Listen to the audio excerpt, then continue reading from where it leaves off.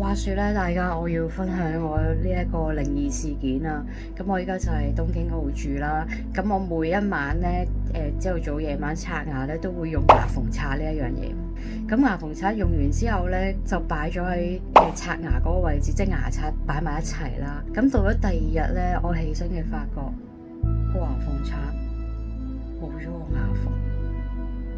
然後嗰個牙縫刷嗰個牙縫唔見咗都不特止，佢喺附近洗手盆刷牙附近係完全冇咗，同埋個牙縫刷你知好實噶嘛，佢唔會因為我刷牙刷大或者棘住咗佢會甩噶嘛。我喺香港買翻嚟嘅，雖然係切雞嘢，但係我用咗好耐都未試過骨肉分離。